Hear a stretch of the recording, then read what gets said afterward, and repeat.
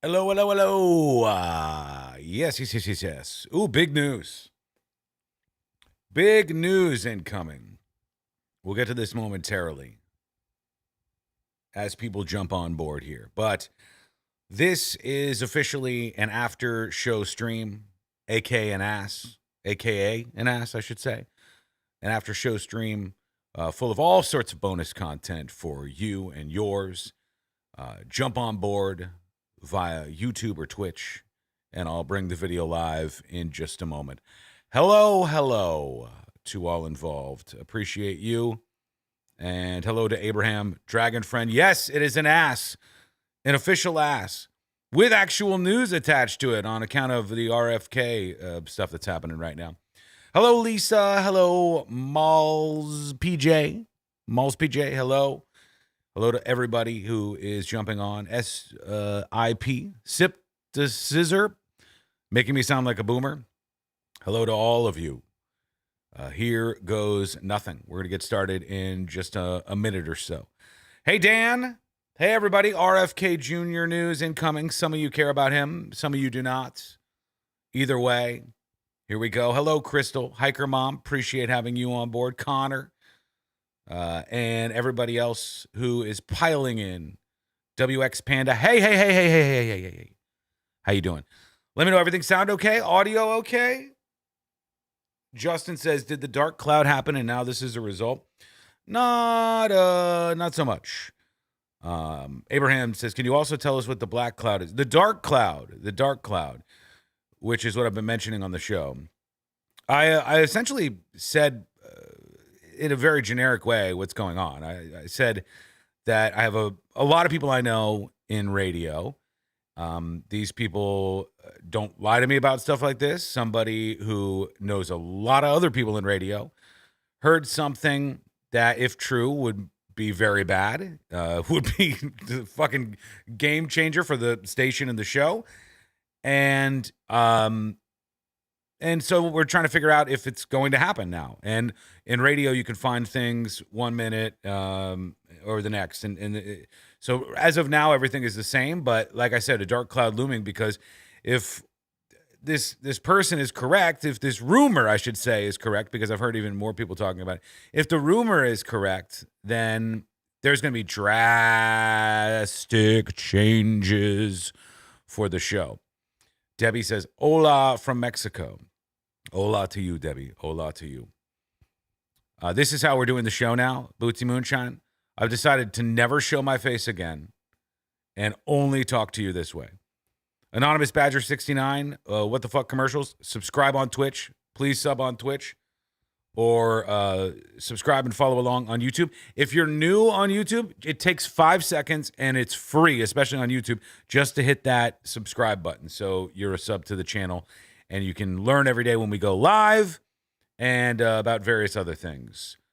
Here I am, friends, alive, fighting back the dark cloud, always ready to win the battle, and looking at headlines like this. RFK Jr. planning on dropping out of the 2024 presidential race and endorsing Trump.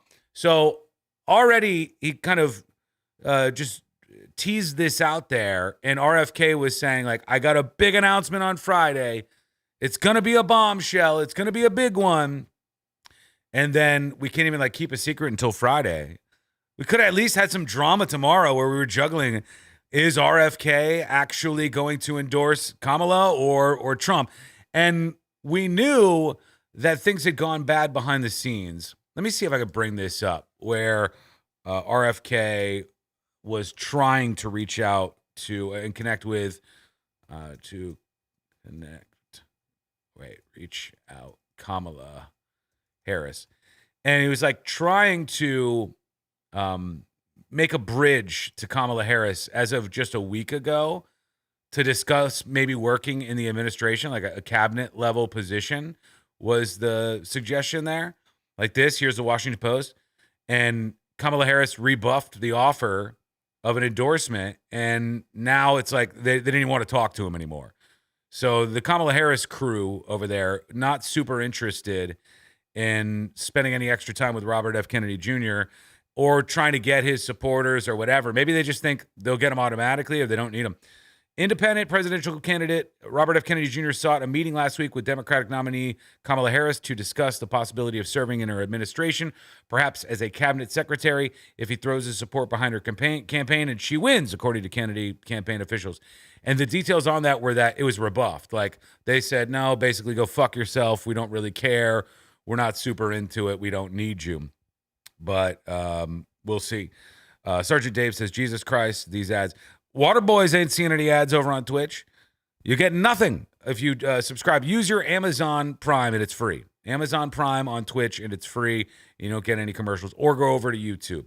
Okay, YouTube is going to roll commercials, I think, when you start or something. But overall, it's a pretty good commercial-free experience over there. Just make sure you're following on one or the other and watching on those platforms. Let's see what this says from NBC News. We got some fun shit to get into, too. Plus, whatever you got on your mind, you can always toss some links in chat if you want to talk about something.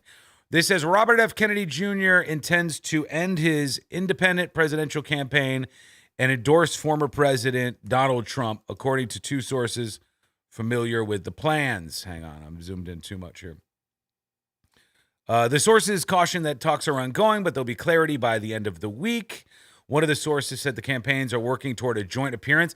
This would actually, tell me if you're with me on this. I think this would actually be a useful and much needed boost right now for the Trump campaign. If the Trump campaign can wiggle out of all this DNC vibes and DNC momentum and Kamala momentum and all that, and all the superstardom around the DNC in Chicago, and they can catch a little win on the back of that going into the next news cycle with RFK hitting the trail with them, I think that would be like not that bad for them. I think that would be like a pretty good option for them. Sergeant Dave, thanks for moving over. I don't care which side you guys are on. It's fine. Political or otherwise. The decision to drop out will end the most prominent third-party candidacy in the 2024 race. Now who is Joe Rogan going to vote for? Oh, for fuck's sake. I thought he said he was going to vote for RFK, or did he start waffling on that? I can't remember. The decision to drop out will end the most prominent third-party candidacy in the 2024 race. Kennedy announced Tuesday he'll give a campaign speech addressing his path forward, days after his running mate said the campaign faced a choice about staying in the election or dropping out to back Donald Trump. Kennedy's campaign announced he will hold an event in Phoenix on Friday. Trump, meanwhile, is set to host an event on Friday in Glenville, a Phoenix suburb. Holy shit, it's almost like this was planned all along. They're both going to be in Phoenix. Nicole Shanahan, Kennedy's running mate, said Tuesday the ticket is weighing two options right now. One is stay in the race and risk a Harris-Walz presidency. Risk, they're saying, as she put it in a podcast interview, while the other option was to drop out of the race and join forces with Trump, which Trump is just going to dig because, you know, he likes that stuff. He likes anybody who likes him. Trump's running mate, Senator J.D. Vance of Ohio, told NBC News in an interview, there's been a lot of communication back and forth between Kennedy and his campaign. I haven't spoken to RFK personally, but I know there's been a lot of communication back and forth between RFK, between the campaign, between this campaign.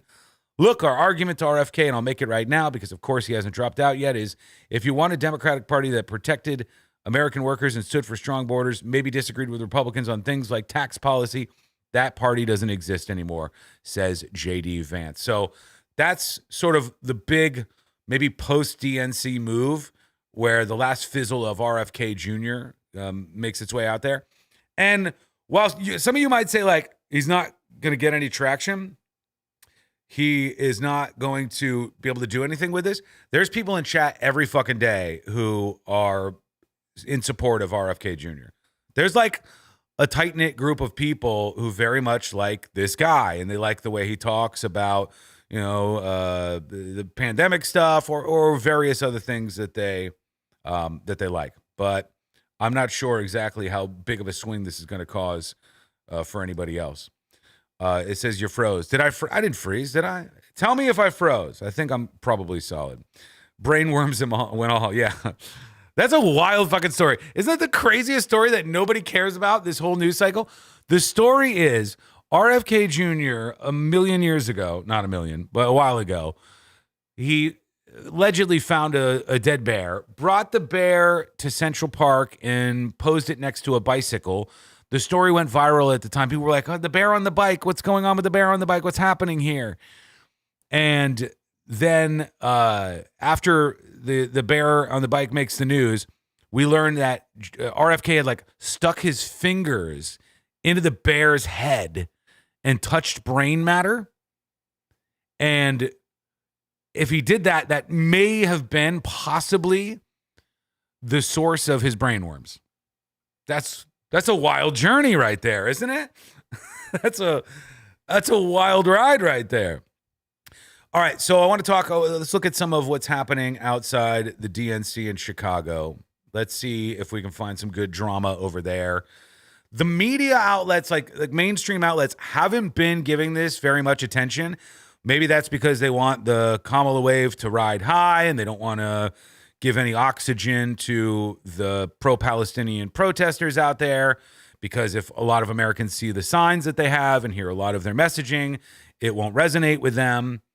Although that's kind of weird because the DNC message doesn't resonate with them either, and they're out there protesting it. Let's just kind of peek in. I haven't seen too much of these. This is them getting into it with the cops.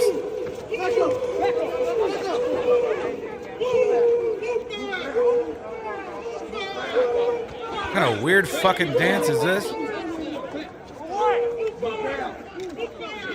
Fuck this shit where you could just wear these masks in public, by the way. I'm not for it. I think it's really, really dumb and really lame. If you're brave enough to go out there and espouse your opinion, I don't care what side of the equation it is, you should be brave enough to put your face out there, too. This is pathetic and real, real lame. But so many of them do it. Like, there's just so many people with, like, complete covered faces with the mask. This is why a lot of cities, I think even in New York, they're moving to actually ban masks for that reason. Not to anything to do with any kind of virus stuff, but just literally because there's people committing crimes and doing stuff like this where they'd like to know who they are. This is some more of these DNC protesters. All right. Stuff against the cops.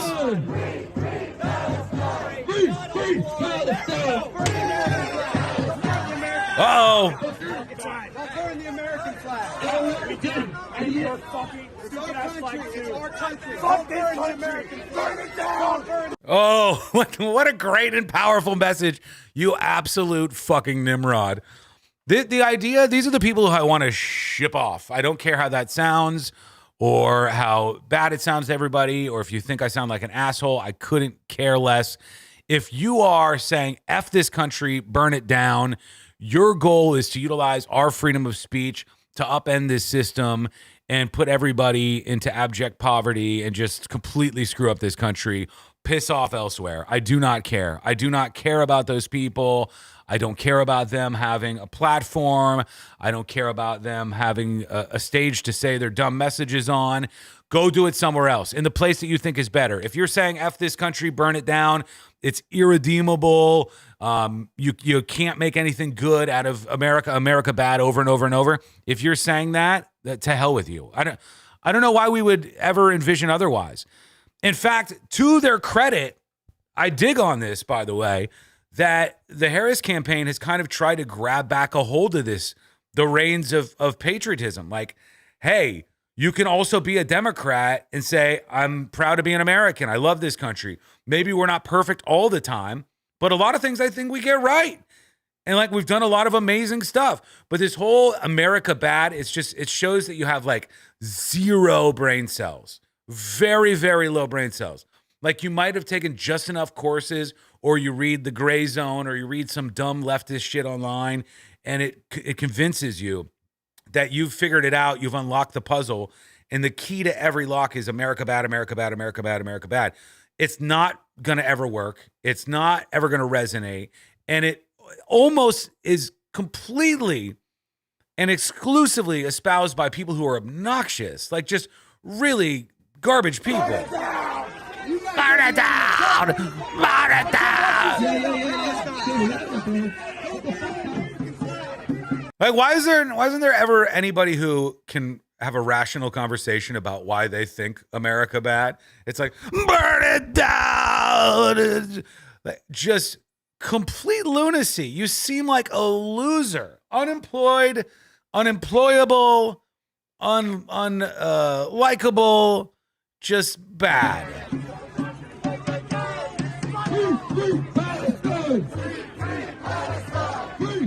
So on and on they go. Same stuff over and over. To be clear, as always, there's people who have completely reasonable opinions amongst these protesters, people who are anti-war for various reasons, blah, blah, blah. And that's totally fine. But there's way too many of these people who suck, who have really just god-awful opinions. It's not great. BDMX Con says, defeat bad speech with good speech, not deportation. Here's the problem with that. It's such a fucking one-way street. It's such a one-way street because I'm all for it. Like, generally, I'm going, you should be able to say this, you should be able to say this. But when they're coming at it from, no, there should be no dissent, everybody who disagrees with me should be locked away, and then why am I going to be a two-way street when they want to be a one-way street? I think their ideas are horrendous. Just horrendous, and I want to stomp out every one of their voices and make sure they have no power whatsoever. That's my concern. That's what I'm all about, and I just don't see like this cucked approach of going, well, we defeat them with more. At some point, we have to shine a light on it and just say piss off to these people. Sorry, that's how it goes. The Real Water Boys, enjoy dinner, take it easy, enjoy yourself. Chaos saying it's just a bunch of rich white kids that have never had any form of suffering or hard times. So much of it seems to be that. Like, in some ways, it's pathologically that, where you look at so many of these people who seem to get wrapped up in politics. Like, never trust anybody whose entire life and existence is politics. I stand by that 100%. Never trust anybody who's just like every single thing, politics. Don't trust that, because those people, it's usually a sign that something else is going on. It's like histrionic, red flags going off all over the place. These are people who have lots of other issues. I'm not a super big fan of it. Let's see if there's anything live right now. I know this is Unicorn Riot, and usually where there's a protest going on, Unicorn Riot is there. And mostly, almost 100% of the time, I disagree with them, but they do a really good job of getting in there and showing what's going on at these different protests. This says Chicago police arrest dozens, including at least 3 journalists. I never know what somebody's saying when they say journalists anymore. I never know what they're saying. After a rally opposing the genocide in Gaza during the 2024 DNC in Chicago, protesters tried to march, but police prevented the crowd from mobilizing, this says. Like, whatever their setup is killer. So shouts out to Unicorn Riot. Again, hate your politics, but your videography is on point. A lot of this shit, from the river to the sea. For those of you who don't know what that is or what's going on, it's kind of easy. But when they say from the river to the sea, so many times people say, yeah, that means it's Gaza, from the river to the sea. And if you bring yourself in here, like we're going to, too fast. Hang on. Right here is Israel. And hang on, let me scooch back. Right here is Israel. Here is the Gaza Strip right here. And here is the Jordan River, okay? When you say from the river to the sea, you're talking about Israel. You say from the river to the sea, Palestine will be free. You're talking about all of this territory here, right? So many people think there's no, it's the Palestinian territory that they're talking about when they say that. Just like when you hear West Bank, you probably think, oh, it's probably over here on the west. The West Bank is not. It's over here, as you can see right here on the map. So sometimes that's just like people don't quite understand what's going on, and we're chanting stuff. we're chanting shit. Mr. D. Vance says a journalist now seems to be anybody who's capable of recording audio with their phone. In some ways, that's kind of killer. Like, in some ways, I really like that. In other ways, it's nauseous, because then a bunch of let's say right-wing lunatics. Let's use this as an example. Some crazy out there right-wing types, they throw a protest with zany-ass racist ideas. And at the protest, which gets out of hand and involves them throwing stuff at the cops, they say 3 journalists were arrested. That trickles down to the average person, and they go, 3 journalists were arrested? Like ABC, CBS, Fox, NBC, like they got arrested for being at the protest? Why would they do that? That seems terrible. But then it'll go, oh, it's journalists from the Gateway Pundit who are throwing the rocks, right? Like the people who were actively involved in some of the violence that was going on. The Secret Service had a press conference. Let's peek into that. This is as things are heating up. You got to wonder, like, when do the protests hit their peak? Is it tonight, day 3, VP speech and all that? Is it right at the end of it when they do their last hurrah and try to, take over the place or do whatever? Naomi says, most are asked the meaning of their chants and say they only said it because somebody else told them. That's very true.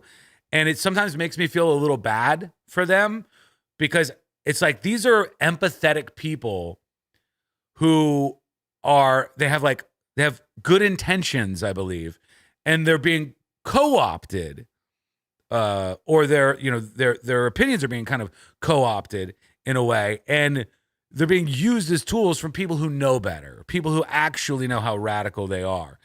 And it could radicalize you fast when you start seeing all the photographs from either the Israeli side where rockets are landing or anything in Gaza where there's just been devastation. It could radicalize you fast.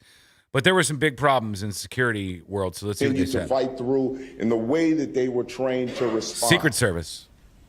And in an incident like that, where that number of people showed up to fight with the police, and we were able to take nearly 60 people into custody, minimal injuries, tells you that what's happening with the Chicago Police Department is transformative.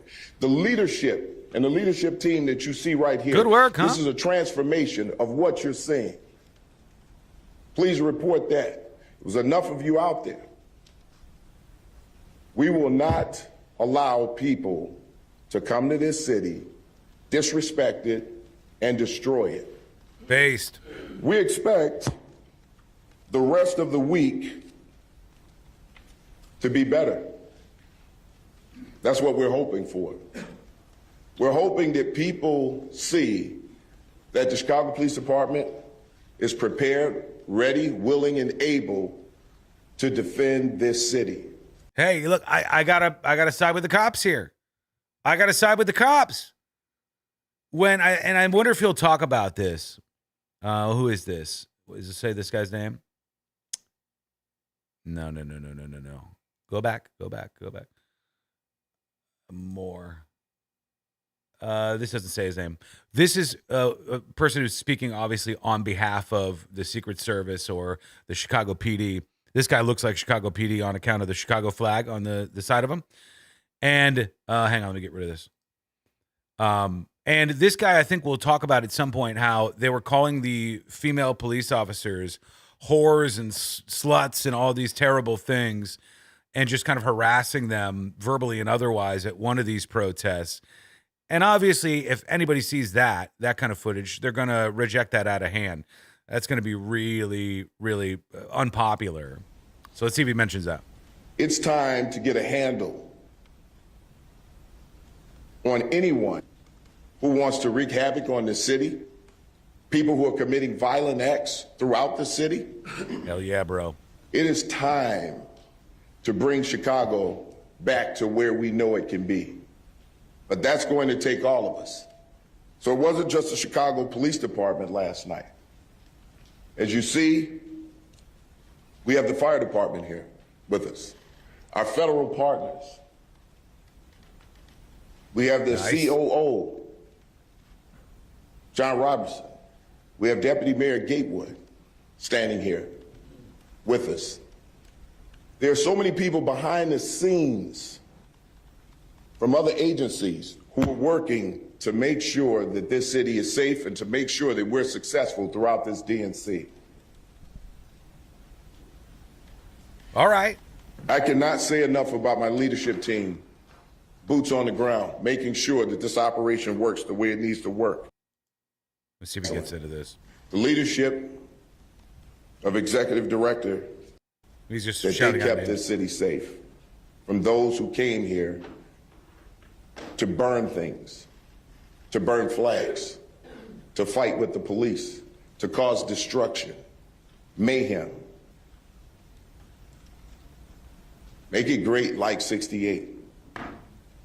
That was what they brought here to Chicago.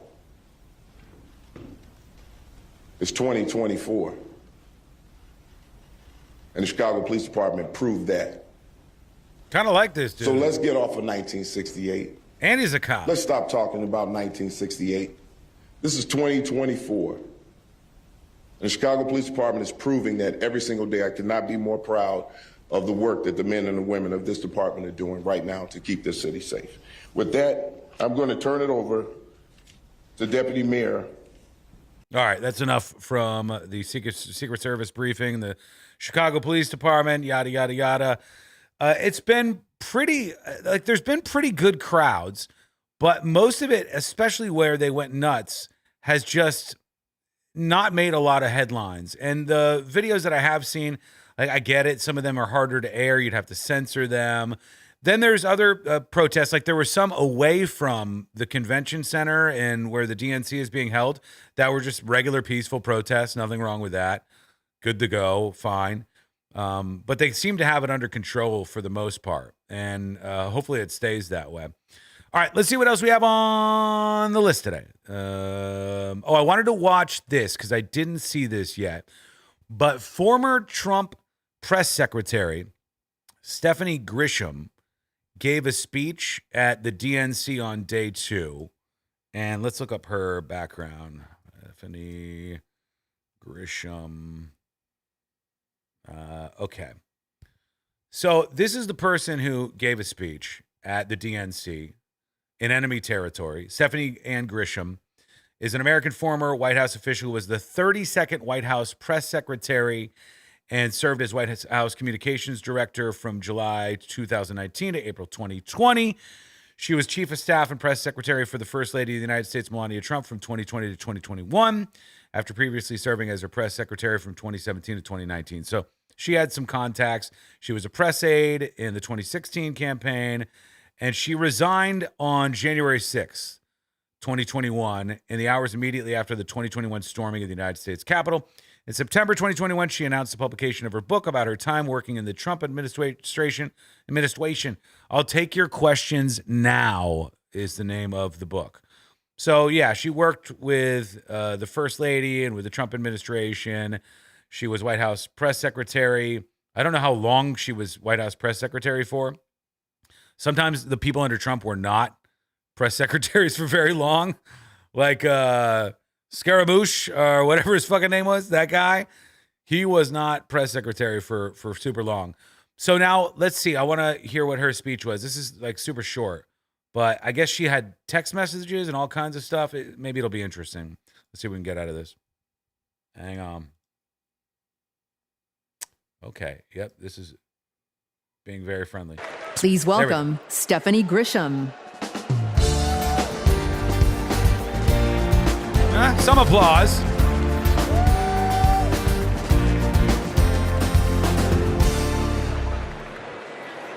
I wasn't just a Trump supporter. Let's just pause for a moment to recognize that Beetlehaw said, "Hope you're licking ass and taking names."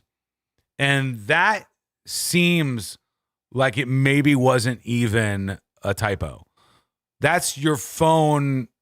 It's a real self-report from your phone that is showing us that licking ass is more frequently typed on your device than kicking ass. Because if that was an autocorrect, I know that the keys are right next to each other there, but I wanted to make note of that. And this is a licking ass free area over here. I'm staying away from that myself. But you guys over on chat, I just want to say I'm in full support. Look, if you are like Beehaw and you're a part of the ass lickers community, that's fine. The ALC, the ass licker community, the ALC is a fine place to be, a fine place to exist. I think it's a little disgusting. I'm not going to be over there myself, but apparently some of you are. I just wanted to address that elephant in the room and all of that. So now we know. We learned a little bit about Beetlehall today. All right, here we go. Back to this. I was a true believer. I was one of his closest advisors. The Trump family became my family.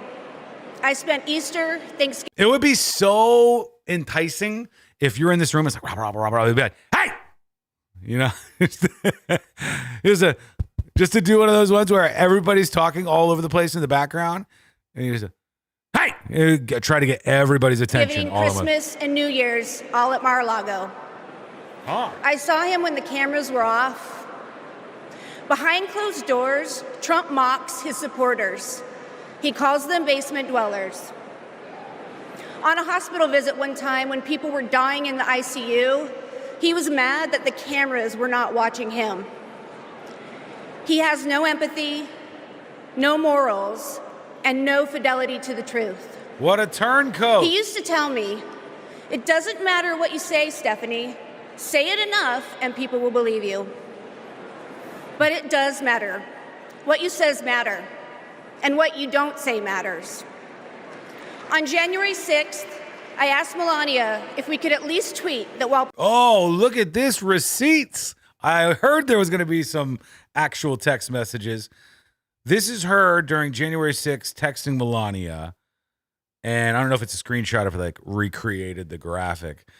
Do you want to tweet that peaceful protests are the right of every American, but there's no place for lawlessness and violence, she tweeted. Peaceful protest is the right of every American. There's no place for lawlessness or violence. She replied with one word, no. Damn. I became the first senior staffer to resign that day. I couldn't be part of the insanity any longer. When I was press secretary, I got skewered for never holding a White House briefing. It's because, unlike my boss, I never wanted to stand at that podium. She was press secretary and she never held a White House briefing? Are you really press secretary if you don't hold a White House briefing? That's like, I hosted afternoons on Real Radio 104.1. I mean, I've never actually hosted afternoons on Real Radio 104.1, but like, you know, I was there and I was around while it was happening. I don't even know if you're really the press secretary. For never holding a White House briefing. It's because, unlike my boss, I never wanted to stand at that podium and lie. Now here I am, they do from that behind the podium, advocating for a Democrat. And that's because I love my country more than my party. Sometimes, even though I don't completely disagree with her, the vibes I get from this, the vibes I get from a speech like this sometimes are like if you used to like the New York Yankees and now you like the Boston Red Sox and you're going to the Boston Red Sox bar and you're overdoing everything. And you're like, guys, the Yankees really suck, don't they? Oh, God, they're better than the Yankees at least. And you're just over the top in what you're saying. And like in the core of it, the people go, yeah, I agree with you. But after a while, it gets a little bit cringe. That was a short speech, too. They didn't give her nearly as much time. Hold on. How much did AOC get? AOC DNC speech. How much time did she get? She must have got more than that, right? Like, no way AOC got, she got 7 minutes. There's just no way. Kamala Harris and Tim Walz for your vision. Well, she's getting way more applause.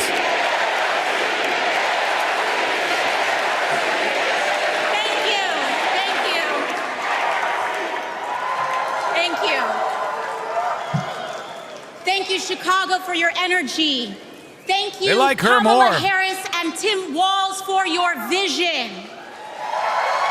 Fishbulb says, why do we have to do these dog and pony shows? We don't. It's just like how everybody rahs right before the election. Then you have like this weird calm down period after this. and then it's just slugfest until November. Like I said, we're going to fade out of this and the big ending, probably some, mystery stuff. Oh, does Beyonce show up? And Kamala's big speech and all that. And they have really, really, really good momentum. Honestly, they really do. It's been a successful couple of months for their campaign. But after that, I don't know that this changes that much. I said this during the show today. I don't think it does.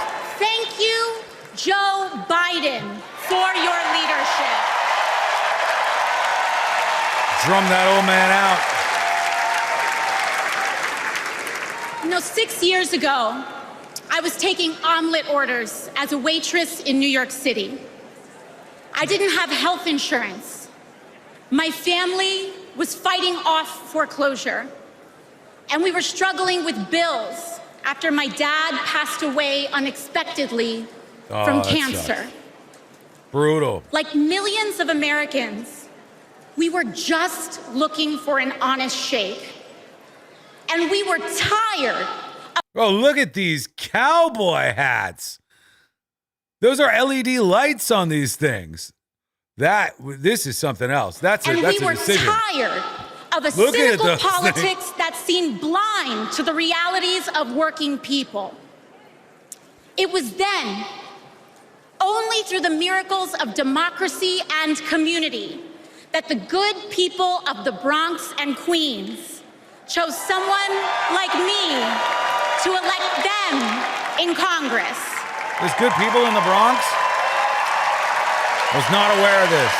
And America, in my heart, I know from that same cloth of hope and aspiration, we will also elect Kamala Harris and Tim Walz. Okay, she's headed there. I find this to be a cringe thing that so many politicians like to swing into. Instead of just delivering their speech and delivering it with passion and putting it out there, they feel the need to get into the sing-songy church stuff with it. And then democracy and like it turns into like this whole moment at church thing. And I don't know. I don't know about that. Does she lean into that? Because I almost want her to. President and Vice President of the United States of America. She's not there yet. She's fine now. I am here tonight because America has before us a rare and precious opportunity. In Kamala Harris, we have a chance to elect a president who is for the middle class because she is from the middle class. She understands the urgency. What? Let's just take a peek now. Kamala, these are notoriously bad, okay? Notoriously bad. But let's just see. Kamala Harris's estimated net worth. This is from Open Secrets. And estimated net worth, $3.5 million. So she may have been born into the middle class, but was she even? Hang on. Wasn't her mom like a doctor or something? Harris, Wiki. See her upbringing. She's got almost $4 million. But for a lot of politicians, that's nothing. It's tiddlywinks. Politicians know how to milk everything. Kamala Harris has raised like $500 million. Wait, maybe more than that. Hold on. Kamala Harris total raise. I just saw the numbers on this and it was fucking nuts to me. $500 million a month. $500 million in 1 month. I wish that we didn't have to do all this dumb stuff where we had elections that cost so much money, because I can think of a billion better things to spend $500 million on than an election, a political campaign. I can think of so many things where if it didn't have to be about a money thing, that you could spend $500 million. And that's just 1 month. It'll be over $1 billion total without a doubt after this. Early life and career. She was allegedly born in Oakland, California. No, she was. To her mother. Her mother was a biologist who arrived in the United States from India to enroll in graduate school in endocrinology at the University of California, Berkeley. Okay. A research career of over 40 years followed. Her work on the progesterone receptor gene led to advances in breast cancer research. Her father arrived in the U.S. from Jamaica, enrolling at UC Berkeley as well, and specializing in development economics. The first black scholar granted tenure. I mean, I don't know if this is exactly middle class. I'm sorry, AOC. I'm sorry. I don't know if that's middle class right there. A lot of people got the middle class stolen valor kind of thing. And even, like I said, even $3 million for a politician, she's probably on the lower end. So many of them have been better at grifting and brought in more money than that. But that, to me, is not a middle-class upbringing. A middle-class upbringing is where you weren't struggling to get every meal. You were pretty confident, like me. Like I never worried, could my dad pay the power bill? I never worried, like, is there going to be an issue where we can't watch TV because we didn't pay the TV bill? I never worried about any of that stuff. But I never had super expensive things or nice stuff, or we didn't have super nice cars. That's sort of the middle class experience where your parents, I would say now, household income between like 40 to what is, let's see, what are they determining as the middle class in 2024?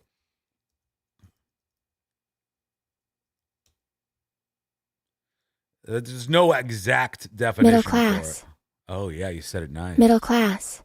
Middle class. Middle class. What classifies you as middle class? $50,000 to $150,000. Okay, that's California writing these numbers up. Or $42,000 to $125,000. I would say more comfortably like $50,000 to $90,000 or $80,000 a year. Like that area right there where you can pay your bills, you can buy your car, you're not a scrub, et cetera, et cetera.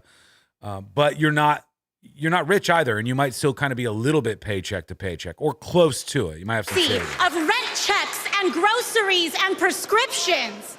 She is as committed to our reproductive and civil rights as she is to taking on corporate greed.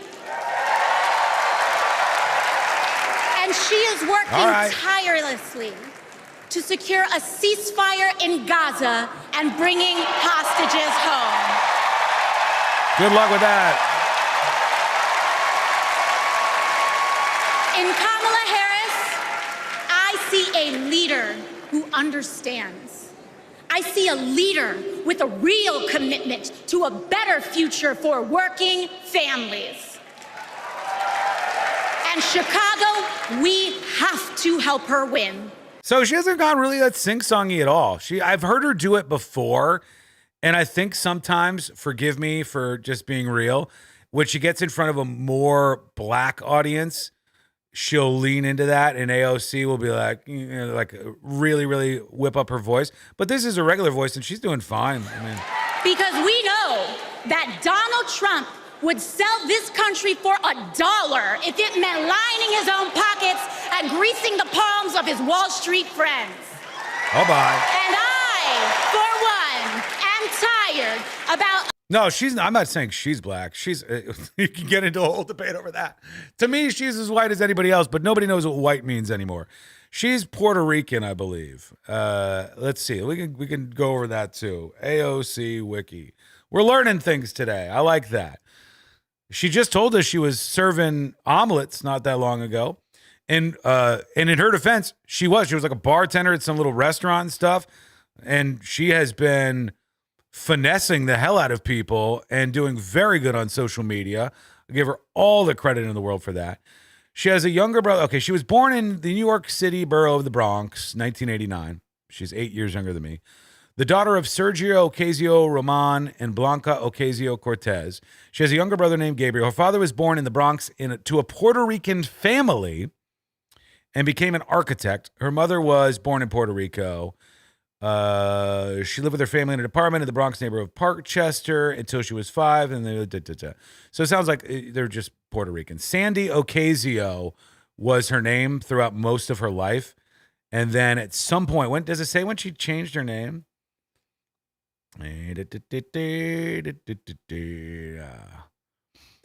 She attended high school in 2007. She went by the name of Sandy Ocasio.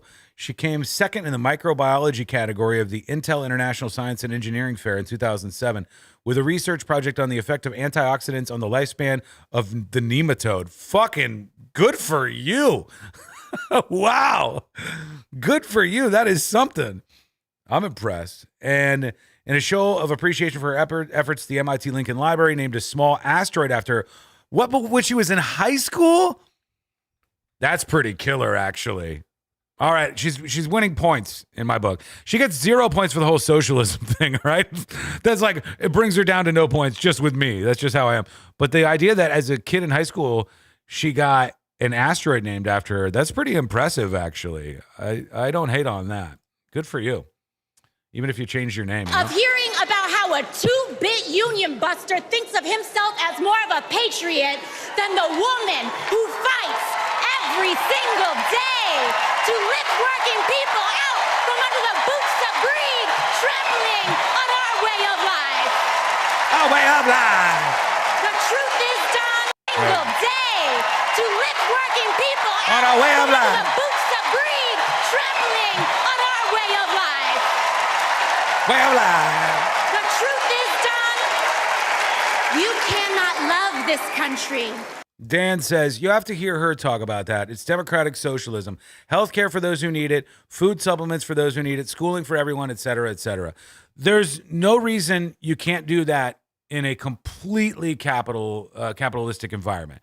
There's no reason that you need the gateway to socialism or communism or any of these things. You don't need any of those things to accomplish that. You can be just like any of the Scandinavian countries or European countries that have democratic institutions. They have an open capitalistic system, and within that capitalistic system, they have decided to actually give a shit about people and have safety nets. And you need to have safety nets for people. I get so frustrated. Honest to God, real fucking moment. The other day, Courtney and I were coming back from somewhere. You're going to say Disney, but you're wrong. We were coming back from somewhere, and we turned off off I-4 to start heading toward our neighborhood. And there was this dude, this black dude, maybe in his 30s or something. And he's on the corner at this gas station. And he's covered everywhere with white paint. And it's like, it's on his face, it's on his arms, it's all over his outfit. And he's just kind of like wandering around, screaming at the clouds. And Courtney goes, God, it makes me want to help him out. But what do you even do? This guy doesn't, if you gave him $100, he's covered in paint. He's wandering around talking to himself. Like, this guy's majorly mentally ill. And to me, it stuck with me. I'm like, God damn it. That sucks that shit happens. And the reason why that shit happens is because people can't be realistic about what we could get away with here. What we could get away with is by saying, hey, when we see people who are clearly in dire straits like this, who we shouldn't be just going, oh, let them wander free because of some Supreme Court ruling from a million years ago.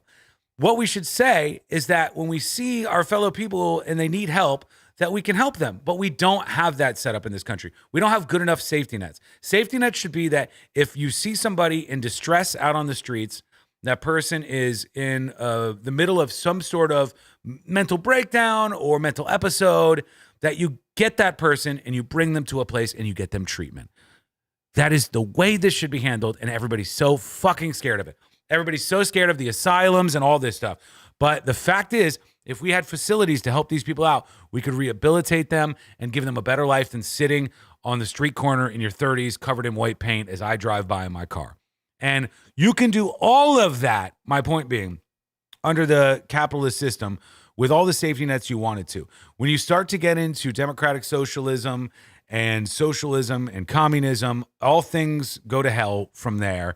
And I don't get behind any of that. If you only fight for the wealthy and big business. To love this country is to fight for its people. All people, working people, everyday Americans like bartenders and factory workers and fast food cashiers who punch a clock and are on their feet all day in some of the toughest jobs out there. Wait, what did she name as the toughest jobs? Hold on. Let me go back. All people, working people, everyday Americans like bartenders and factory workers and fast food cashiers who punch a clock and are on their feet all day in some of the toughest jobs out there. She mentioned bartenders, factory workers. I'll give her that. They're well paid, though, factory workers. They actually are well paid in a lot of spots. And fast food workers, in the same breath as some of the hardest workers out there. I get it. You can't say all of the different jobs. You can't get all of them out there. But I don't know if, like, fast food workers, like, you're doing a job that sucks. It's supposed to be an entry-level job. I wish we could get back to that. But I don't know if those are all the hard-paying jobs that I would have said. You know,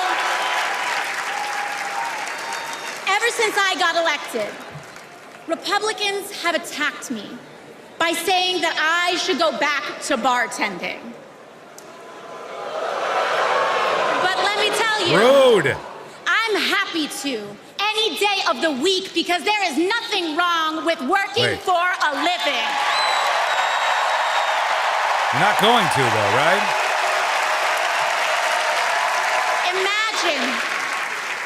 Imagine having leaders in the White House who understand that. Leaders like Kamala and Tim. But Chicago, just because the choice is clear to us does not mean that the path will be easy. Over the next 78 days, we will have to pour every ounce, every minute, every moment into making history on November 5th. But we cannot send Kamala and Tim to the White House alone. Well, I'm going with them. Together, we must also elect strong Democratic majorities in the House and in the Senate so that we can deliver on an ambitious agenda for the people. Oh, she's going to bring it home here. If you are a working parent trying to afford rent and childcare, Kamala is for you. If you are a senior who had to go back to work because your retirement didn't stretch far enough, Kamala is for you.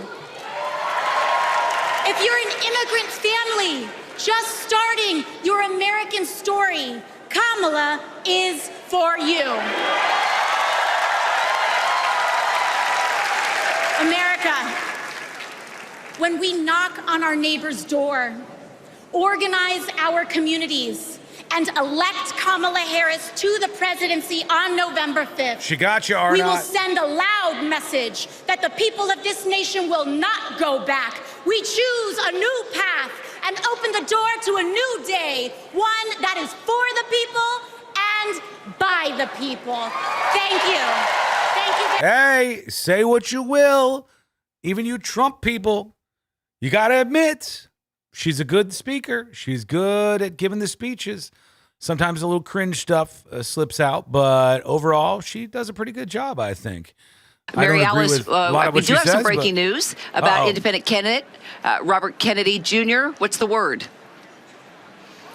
Yeah, Kira, this is big news. Sources telling us that he plans to drop out of the race by the end of this week. You remember, at some points during this race, especially this spring, he was polling as high as 10%. There was a question about whether he was going to make it on debate stages. Now, Democrats have been pushing to get him off of the ballot in key states, really worried that a strong third-party contender could take votes away from President Biden back then. Now, a lot of that all changed in the last month when everything changed for the Democratic ticket. At that point, Democrats started to feel like he was likely drawing more support from Donald Trump. Now, we have a lot of reporting suggesting that he is seriously considering endorsing Trump when he backs out. That could make a big difference in this race. I mean, if those followers that are close to him might go along with him. Though I will say, I've interviewed many of his sort of strong supporters, and they sort of range the political gamut. You know, I've talked to some who are... That's true. That is true. It's very true.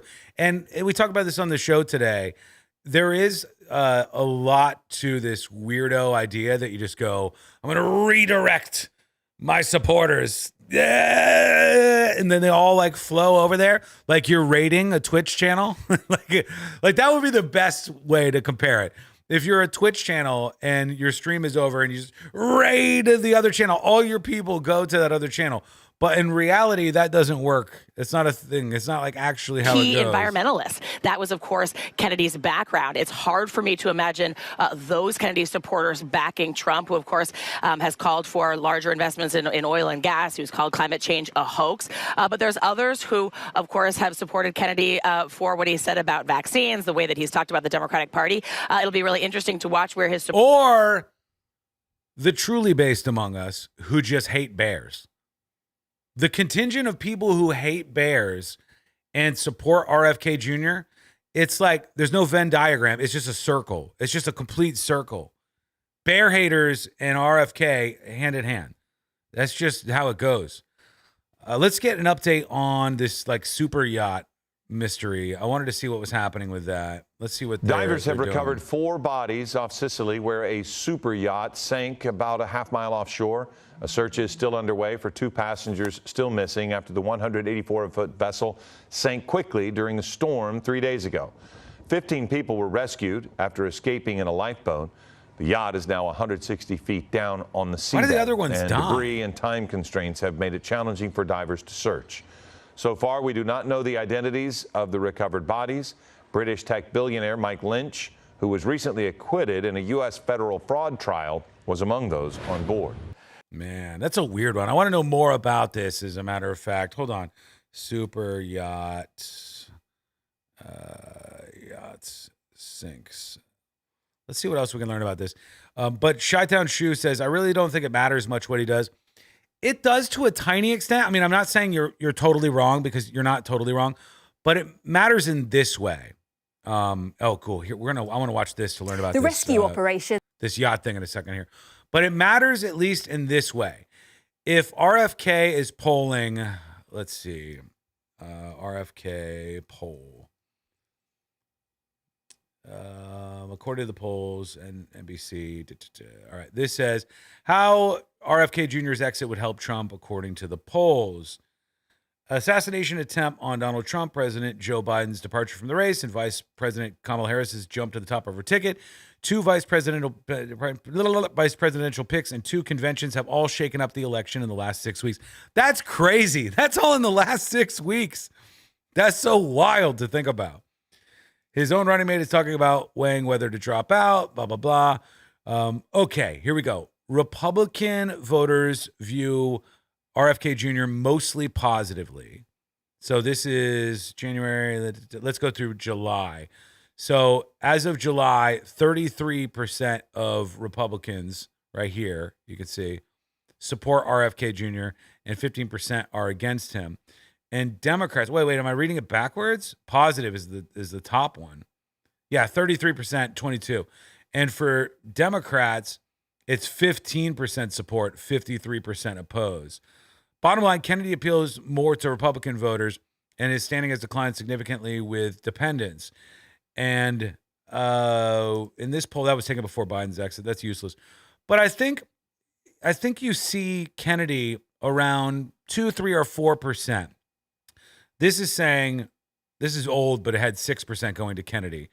I think it's more around 4% or 5%. If those 4% of people don't have Kennedy to vote for anymore, and they still definitely want to vote in the election, now those people are going to go to one of these 2 other people. That it matters in as much as that. Like, they won't go wherever he tells them to, just de facto. But if he's going to drop out, he's not an option anymore, some sort of protest vote. So then you got to pick one of the other 2, and then where do they go from there? It looks like more, according to some of these polls, could go to Trump. That's at least a possibility of something that could happen. All right, let's go back to this, because I'm super interested in what happened with this super yacht. If you don't know what's going down, this was on Sicily, off the coast of Italy. Sicily map. Let's get map crazy. I can't see my text. All right, here we go. Boom. Map. In our after show streams, we're in our asses in particular. We're not licking like Biha, but we are going to go map crazy. So here is Italy, the boots, and down off the coast of Italy, you find yourself. You find yourself in Sicily. There we go. It's a beautiful place, I'm sure. You know, Italy is Rome, Naples. Come on. Tell me you don't want to go. Florence, San Marino, Bologna, Genoa. Half of these things you could find. Milan, the center of fashion in Italy. What a beautiful place to be.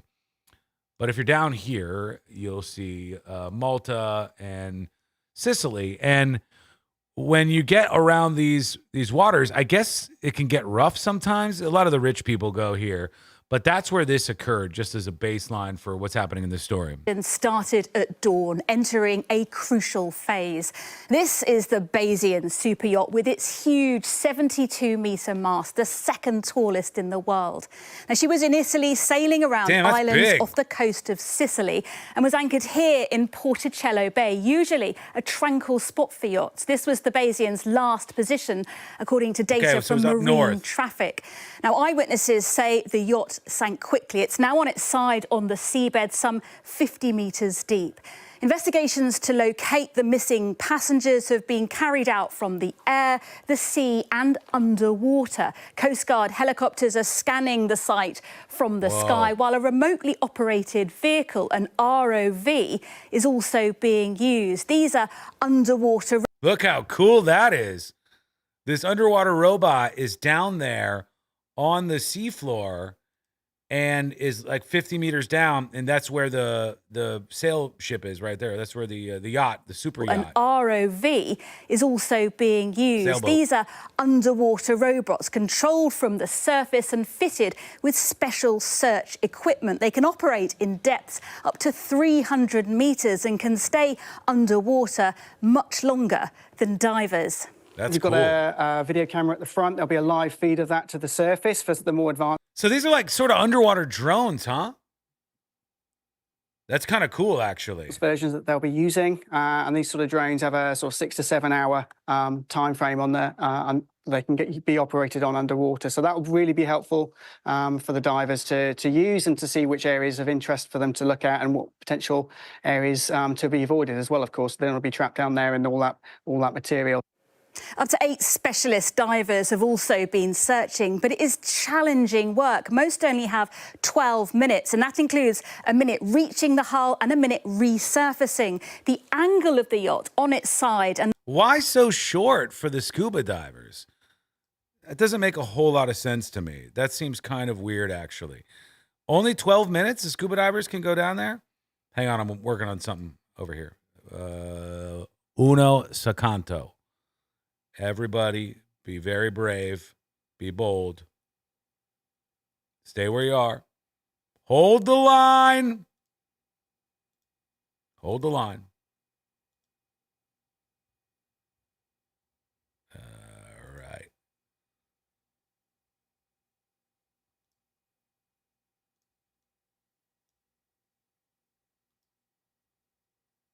Okay. Beautiful job. Well done, everybody. You did it. You did good. You were patient. I appreciate that. And now we can go back to where we were. Here we go. And the cramped conditions makes these dives difficult and dangerous. Now, 2 passengers, Charlotte Golansky and her baby daughter, survived because they'd gone to the top deck, but it's thought the missing passengers... Look how big this fucking sailboat is.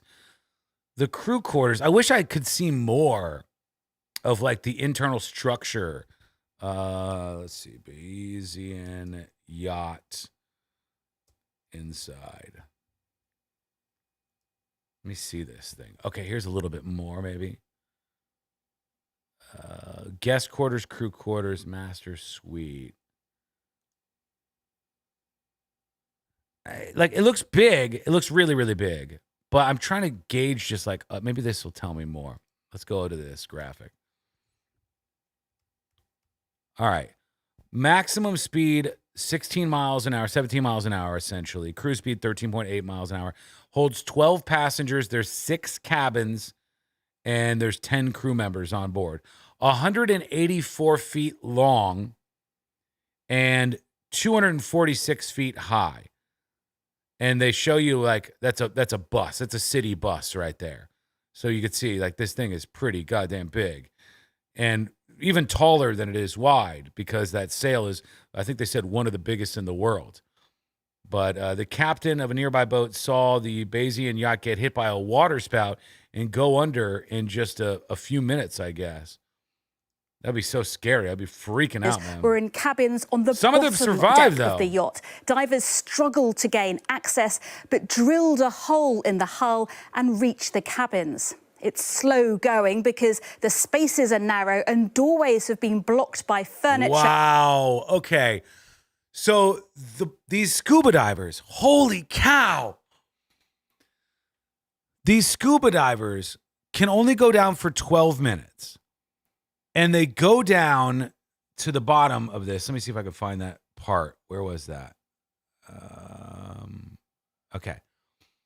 They go down they can only go like 10 to 12 minutes down. They go down, they've drilled a hole in the hull of the ship, of the boat, of the yacht. And they're going in there and then going through these corridors. So they'll swim through these really tight, small spaces in here and try to check these rooms one at a time. And then they got to get the hell out of there because they got to get back to the surface. That's what they're doing right now. That's what the rescue mission is as of now. That's pretty insane to think about. And don't think that they couldn't be alive, because I don't know if some of you may have not seen this moment. Hold on.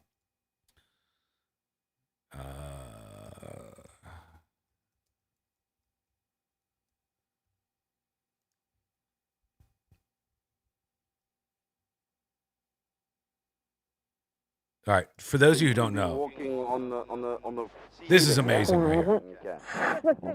What's that? Okay. That's horrible. All right, you found one, yeah? All right, this right here is footage as they went down 3 days after a ship had sunk. The ship was like on the bottom and upside down, and they went down there to try to like see if anybody was alive. They had very little hope that was going to happen. He's alive. Okay, keep him there. Keep him there. All right. Just. All right. Just hold him there, okay? Just keep him there. He felt something. He like put his hand up there and he felt somebody touch him. All right, just keep him there. Keep him calm. Watch this. Okay? All right, just reassure him. Pat him on the shoulder. Look. Okay. That's the dude after 3 days in an upside down air pocket in a boat, and they rescued him after 3 days. This guy had been in there, I think, longer than it would be for these super yacht people now. It might be close at this point, but they found this dude alive. All right. All right.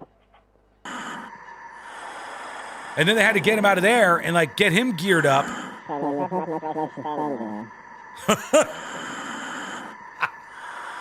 Talk more. Yeah, okay. And they got him out of there alive. That's the point, right? They got him out of there alive after 3 days. So it very well could be, fingers crossed, for all the people that are missing, that there is an air pocket in there somewhere and there's somebody down in this super yacht underneath the water, but still alive. Super interesting. 2 weeks ago, this was another one of these yachts sinking. Is that true? What's going on with the yachts?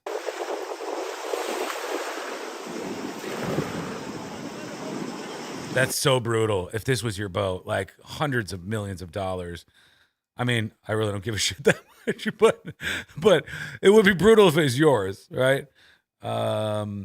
Let me see. Okay, this is another bringing update. us minute-by-minute updates. Ashna, what more can you tell us about what is happening there off the coast of Sicily? We are just hearing the news now from the head of the Civil Protection Authority, She looks a man upset. called Salvo Cucina. He has spoken to us and told us that 2 more bodies have been found on board that vessel that is currently 50 meters below that water. That brings the total number of bodies that have been found so far to 4 individuals. Now, we watched only barely an hour ago, and we were reporting that 2 bodies had been found, and we watched as 1 body was recovered and brought ashore by search and rescue operators. That goes some way, I think, to explain the activity that we are seeing here over this past half an hour. But we can now confirm that there are 4 bodies that have been found. There were 6 people that were missing since that capsizing and sinking on Monday. All right, so they're saying that there was, I guess, 2 people that are unaccounted for. So you guys are doing the math, which I appreciate, over on Twitch in particular. That's 5 atmospheres, if you're right, at 50 meters underwater. Is that enough? Can you put up with that? Could you be alive still? I think you might be able to, because it's not really that deep. It's deep, but it's not that deep where these people are trapped. The problem is, it's very likely that water already got into these cavities before it went down that far, and that you didn't get like a little space where there was an air pocket with enough oxygen to last you that long. It's just stunning that you actually can do that. All right, let's see what else we have here for you today. On this after show stream, there's another mystery I've been trying to watch. I got a couple of body cam videos I want to see. Let's see this lady. I don't feel comfortable talking about my attorney present. Okay, no problem. Thank you. I don't have a phone. It got destroyed. It's a teacher? Actually, I lost it today and got run over. My husband's here with my kids. Okay. It's just before midnight in Ocean County, New Jersey. Beautiful Get Ocean this, County. Police are about to confront a special education teacher accused of having an inappropriate relationship with one of her students. Yikes. Good evening. Yes. Detective Hernandez, Rio Borough Police Department. Is Allison home? Yes. May I speak with her, please? Is this the husband? Wait, that guy looks old. That can't be the husband, is it? No, we'll talk to her out here. Thank you. Hey, Michelle. How you doing? Is that your Detective dad? Hernandez, Rio Borough Police Department. Am I crazy? That dude's arm look old, right? Is that just ripped? Or is that old? Let me get out of the way. Is that a ripped arm or an old arm that we're looking at right there? Ripped or old? Because I'm seeing like these like little veiny dealies. Old, right? Like if this is her husband is super old. So maybe it is her dad and she's living with her dad? Seems weird given the circumstances. She's busted for sleeping with a student. Thank you. Hey, Michelle. How you doing? Hi. Detective Hernandez, Rio Borough Police Department. Detective Hernandez. Detective Correa, Detective Hobbs. You know why we're here? No? Any You don't idea? know? Any guesses? You want to move away from the house to I don't speak feel to? comfortable talking about my attorney present. Okay, no problem. Thank you. We have a warrant for your arrest, so we're gonna take you in. Is there anything on you that you want to leave with your family? No, my glasses come with me. Do I have medication that I need to bring with me? If you take medication, I will highly suggest for you to have someone get it for you. Okay, just give me a second. They're not going to let her go back in that house, right? Police identify the woman seen here as 43-year-old Allison Have. Bro, that is a friendly picture of her. If this is the same person, 43. Megrach, a teacher at an intermediate school in nearby Freehold Township. Listen closely to her answer as detectives ask if she wants to bring her phone. I don't have a phone. It got destroyed, actually. I lost it today and got run over. Very convenient. Just have them bring the medicine. Okay. Here, I got to put you under cuffs, so. Okay. All right? Why is this bleeding? I'm not going to hurt you in any shape or form. This is going to go on gently. My joints are very fragile, she said. Still good? Mm-hmm. Thank you. Be careful. My joints are very... Yeah, the address is 5. We're just 5. Okay. 5 Perv Street. Give me a second.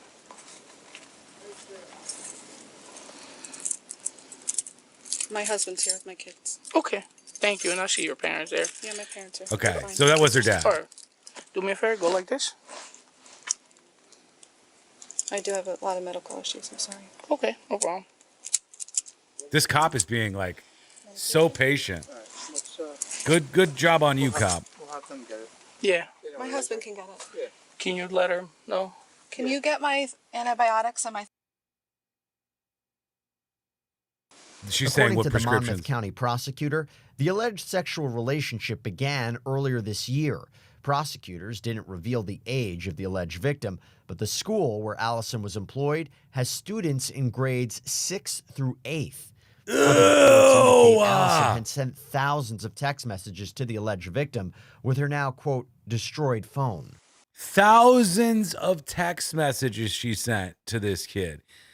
And if I was this husband, God, that would be brutal. I would be gone. I would be gone so quickly. Like, I could not be the guy that was like next to the person in court. Like, we're going to stick through it. We're going to be together even though she's accused of doing this. No way. Sorry, my mom had strokes recently. Okay, no problem. I'm my parents' caretaker. Okay. Where is she going now? She's gonna come back to the Freehold police. She's going to her police station in Freehold. Yes. Do you know their numbers? Our parents? Yeah. Everything? Yeah. Okay. And they have my attorney's number now. Okay. Should I keep that with me as well, or? Let's see if she spills any more of the details. If you don't know by heart. I don't know my attorney's phone number. Yeah, I will highly recommend for you to get it because that way you have that piece of paper. Look at it. Yeah. Where's it at? Where's the paper? It's, if you want my husband to get it, he knows where it is. Yeah. Just tell him what to get. Get it, husband. No big deal. Nothing big happening here. No, you can come out. Can we combine one of them? Allison and her husband worked to get her medication squared away before the 43-year-old is hauled off to jail. See, I lied. You can't combine those. Okay. Sorry. And then. How about this one? Just get your shit. I need the red paper that's taped to the cabinet that has my attorney's name and Pastor's name, please. Pastor's name? Do you have? I take. Damn, imagine blowing up your whole house. Your parents live there. Your husband lives there. You have kids there. All of it because you're a teacher who can't just keep it in your pants with kids during an ESE class. Wow. Wow. That's such a warped thing. Oh, this is let's see the most replayed. Let's see if that gets juicy. Computers and see what happens. We don't make the decision. Yeah. Okay. Sorry. So about how long, like, would she stay in Freehold? Excuse me, ma'am? That's the mom.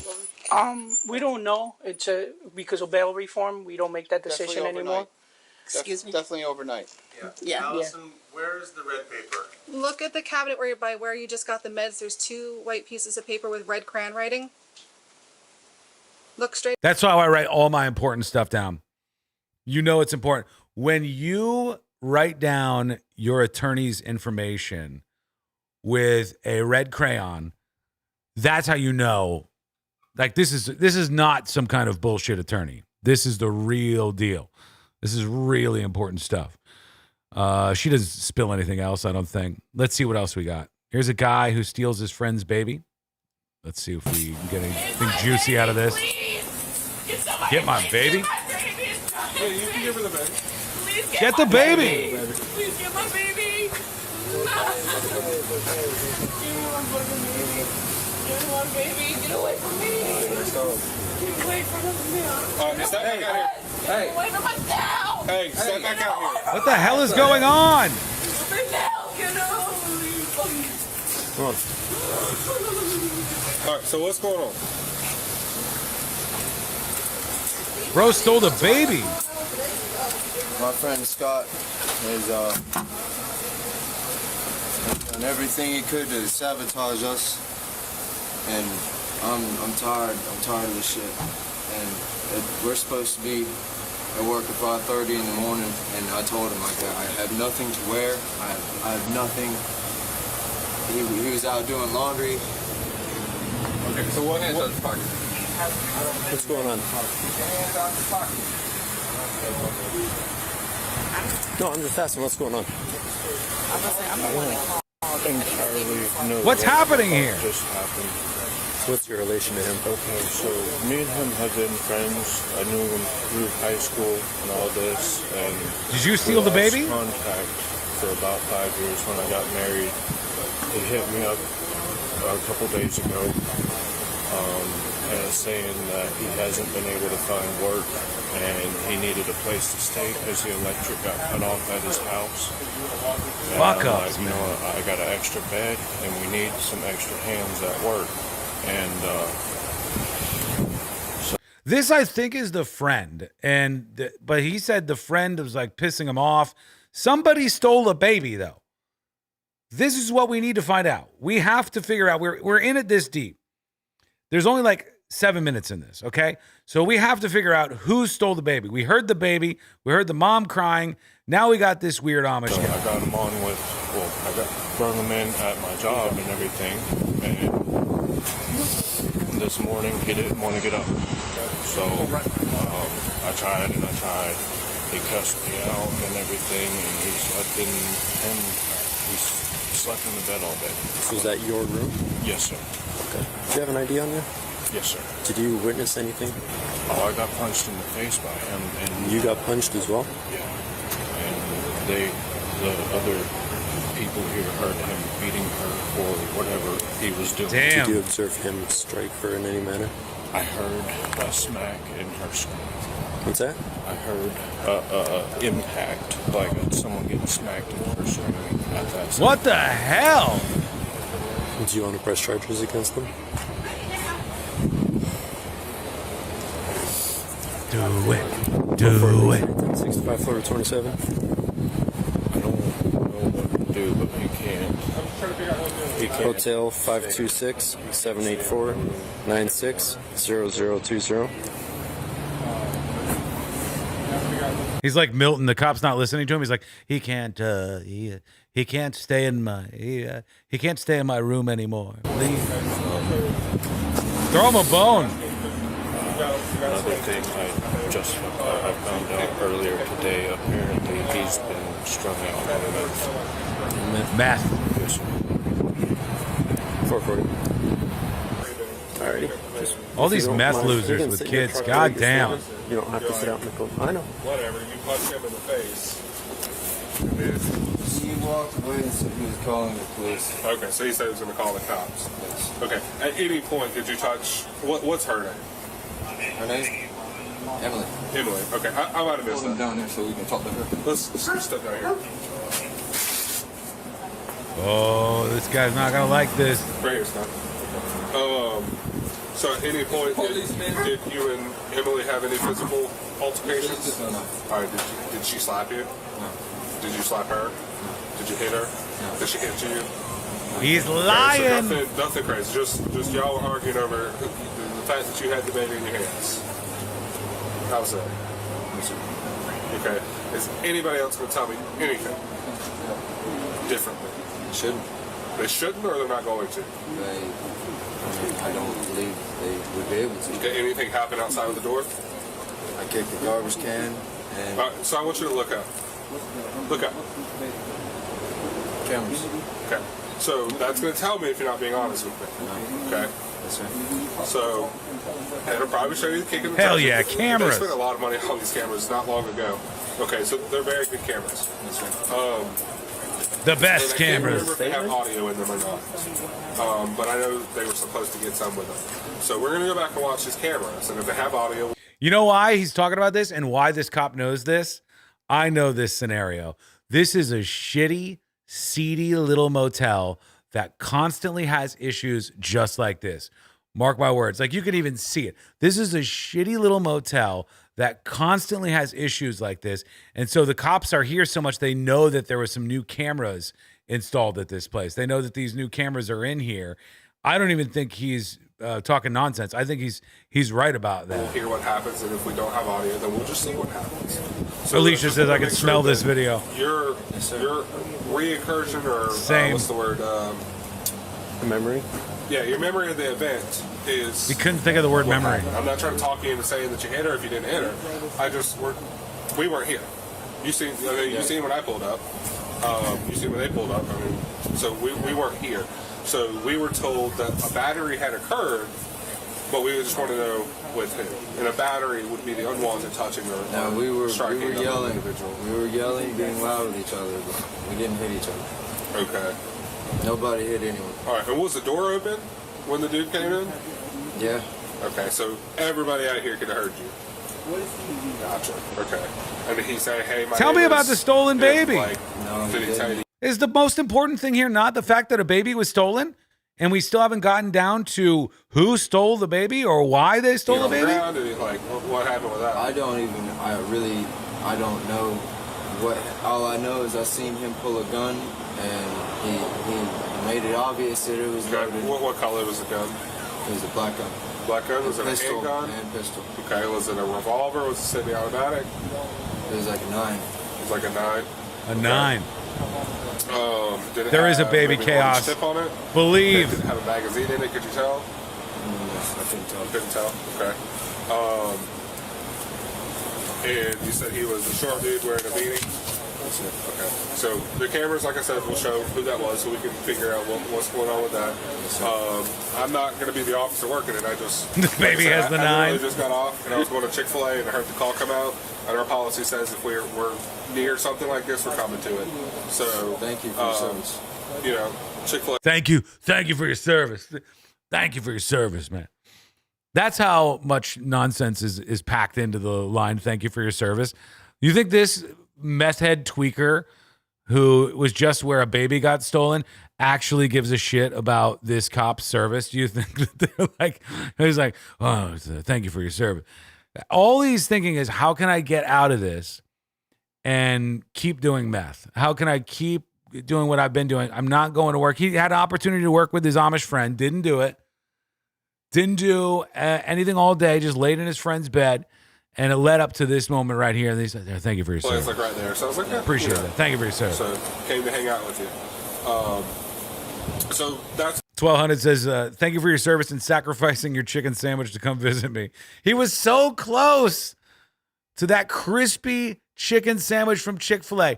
And you know as well as I do that Chick-fil-A crispy chicken sandwich with them waffle fries, and then you take it and you put it on your plate and you put a big mound of ketchup.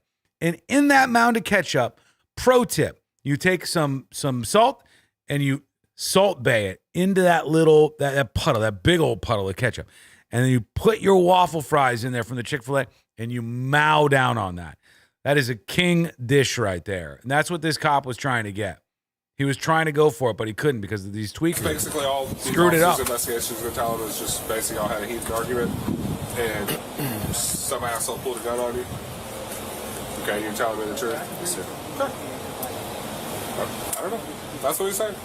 So there is an 88 Bravo. Okay. We have a Whiskey Mike victim. Okay. Room 9 is the one you're wondering about. Oh, okay. Whiskey Mike told me.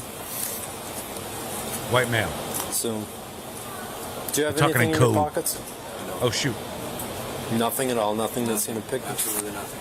Turn around. Turn around. Turn around. I'm not going to tell you again. He turned all the way around. Hey, Bravo. What's that move? Turn around and you do the tornado twist. It's like, the cop goes, turn around, and you go, all right. right back around again. Hey, there's no shot you thought that that's what the cop meant by turn around, spin around 180 degrees, please, sir. If I could just get you, I want to see your ass. Whiskey Mike victim. Okay. Let's get a good look at your ass. Oh, okay. Whiskey Mike told me. Whiskey Mike, white male. So, do you have anything in your pockets?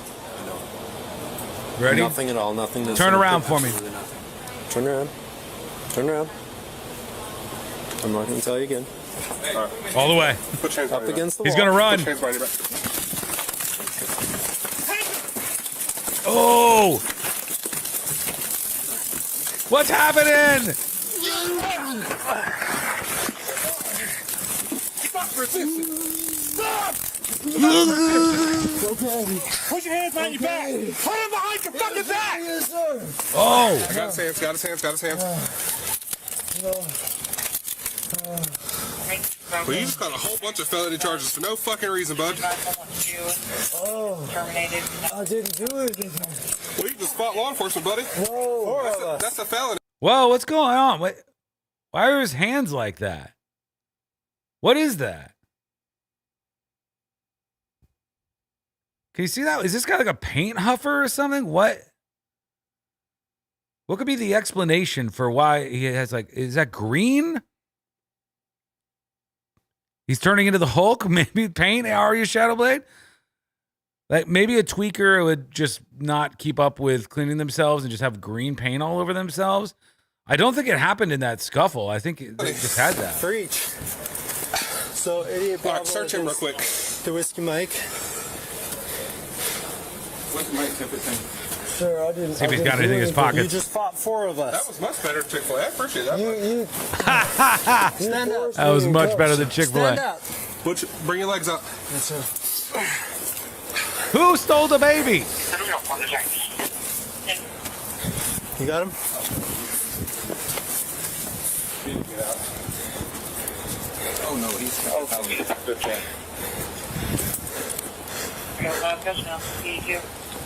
Sir, why did y'all say I was fighting? I wasn't fighting you.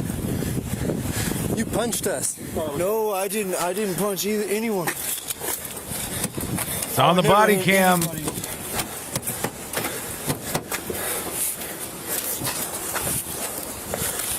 Oh, he's screwed. Wish we had more info at the baby.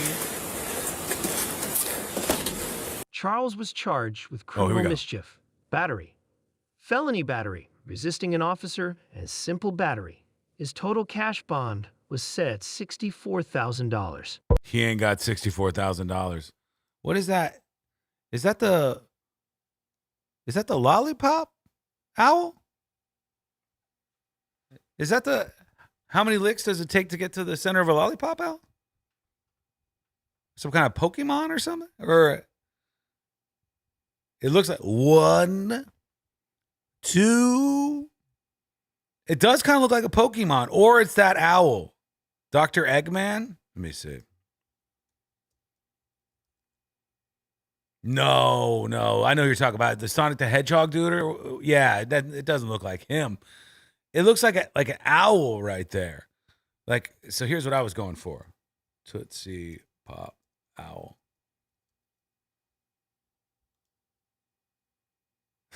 This guy, right? Like that. But this is more Pokemon-esque, I think. Is there a Pokemon owl? None of you were cool enough to know the Pokemon owl? No.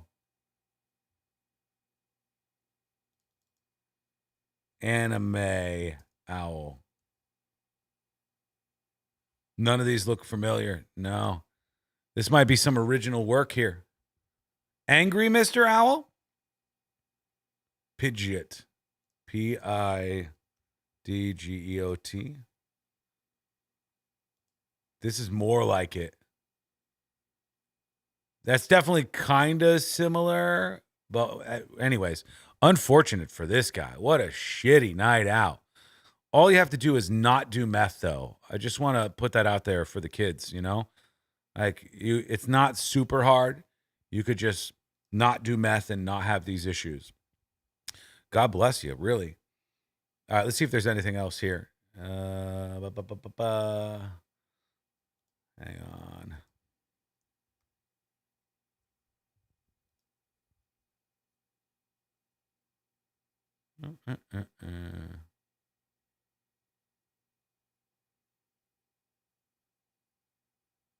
There's Trump behind all the bulletproof glass as he's now out there speaking. Where I think voters, and Rachel Bate and I were talking about this, we're saying, he's going to win in a landslide. Better look at the glass. Assassination attempt and that picture with right the blood here on his face and the T-shirts that were being made and his fist in the air saying, fight, fight, fight.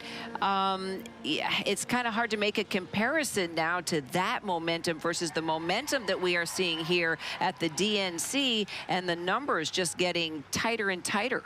You can't really see the bulletproof glass there around him. It's not nearly as noticeable, I don't think. But I'm sure he hates that, right? I bet he feels just like a caged animal or some shit, would be my guess. Oh,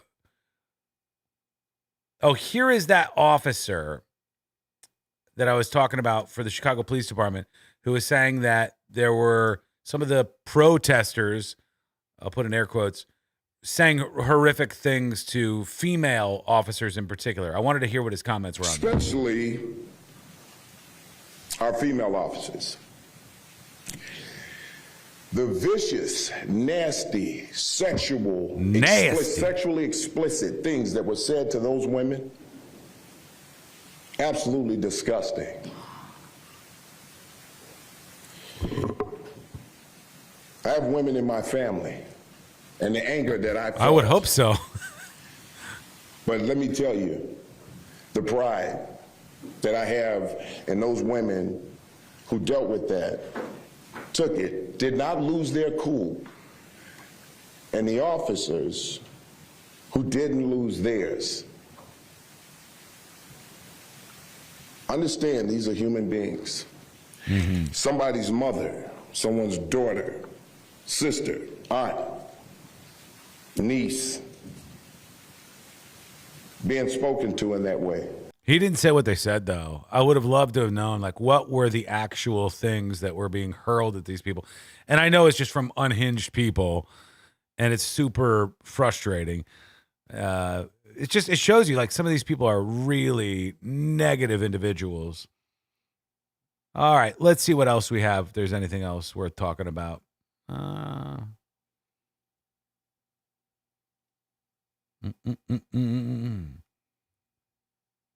Pennsylvania Governor Josh Shapiro is at the Democratic National Convention despite online claims he was skipping it. Oh, that's not him claiming he was there and then skipping it.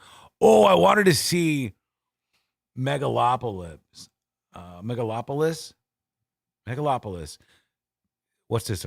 Did the Megalopolis trailer use fake movie critic quotes? That would be a truly badass move if they did. You don't need to get good reviews. Just make up your own good reviews. We've all seen movie marketing campaigns try to pull the wool over our eyes, taking out of context quotes and trying to pretend that a widely derided film is actually a widely beloved one. Yeah, what they'll do with this is somebody will go, I came into this expecting to take in a cinematic masterpiece. Behold, the work done here was brilliant. Or at least I thought it was the worst movie I've ever seen. And then the movie trailer goes, a cinematic masterpiece. Behold, the work I saw here was brilliant. And you go, wow, they must have really liked that, even though they were crapping all over the movie. How many people have even seen this? Megalopolis. Rotten Tomatoes. The screen is giant, so it's way away from me. 53% reviewers, not a single audience member has seen this. Megalopolis. Megalopolis is a Roman epic set in an imagined modern America. The city of New Rome must change, causing conflict between Caesar, a genius artist who seeks to leap into a utopian, idealistic future, and his opposition, Mayor Franklin Cicero, blah-blah, blah-blah, blah-blah. So they're saying that this movie perhaps fakes some quotes. Let's see. Give me some example. Famously, the ads for David Lynch's Lost Highway touted Siskel and Ebert's 2 thumbs down reviews of the film. At first, this new trailer for Francis Ford Coppola's much anticipated decades in the making. Holy cow. They've been working on this for decades. Decades in the making, Megalopolis seemed to be taking a turbo-loaded approach to that latter strategy, going back in time to give us example of critics hating on Coppola's earlier masterpieces. Not just any critics. These are quotes from Pauline Kael and Andrew Sarris, 2 of the greatest names in film criticism. Yada, yada, yada. What's the intention here? Oh, okay. I know that Sarris, ever the delightful contrarian, was less keen on The Godfather, but that was to be somewhat expected. Still, the quote attributed to him in the trailer, a sloppy, self-indulgent movie, is not to be found in his review either. So that's for The Godfather. This is like stuff that he does in his past. What's the intention here? Did people who wrote and cut this trailer just assume nobody would pay attention to the truthfulness of these quotes? Yes, of course. What loser sees the review for a movie and then goes out and tries to dig up the actual quote from the reviewer? Nobody cares about movie reviews anymore. Nobody cares about this at all. This film is expertly assembled and sleepily directed all at once, says that person. There's a touch of self-portraiture in Megalopolis to the extent in which Caesar's ambition and dreams mirror Coppola's. Oh, God. That's why nobody reads these things. That's not what nobody reads movie reviews anymore, because they're so self-indulgent. It's like, tell me if the movie is good or if the movie is bad. That's what I'm looking for. All right, folks. It has been a blast, a true joy. We're going to have more bonus streams from time to time, at least one a week, I think, so you can jump on board. And I hope if you're over on YouTube and you are not subscribed to the channel, it's super free for you to do. So just take a second and do it over at youtube.com/thenewsjunkie. If you are instead over on twitch.tv/thenewsjunkie, you can follow over there. I love you both. I appreciate you. I told the Dark Cloud News a bit more at the beginning of this. Folks, it's out there. I've left a trail of breadcrumbs here. We got more coming, and hopefully we get through this week without any tremendously bad news, but no promises. All right, love you. See you tomorrow on the show at 11 o'clock Eastern